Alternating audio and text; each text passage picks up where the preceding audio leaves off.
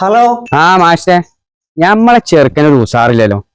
എപ്പൊ നോക്കിയാൽ ഈ തൂക്കം പിടിച്ച കോഴിക്കൾ ഇരിക്കണ ഇങ്ങനെ കുത്തി കൂടിയിരിക്കും. പഠിച്ചാനും ഒരു ഉസാറില്ല. എന്താ അങ്ങനെ? എന്താ പിന്നെ നമ്മൾ ചെയ്യാ?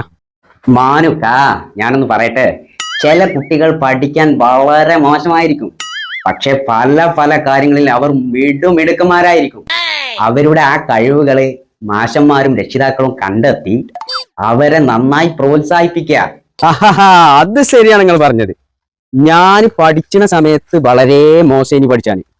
പക്ഷെങ്കില് ഞാൻ ക്ലാസ്സിൽ നല്ല മുടുക്കനേ. സ്കൂളിൽ ഉപ്പുമാവ് വാങ്ങാൻ വേണ്ടിട്ട് ബൈക്ക് നിർത്തും. അപ്പൊ ഞമ്മൾ ബാക്കിലേക്കും.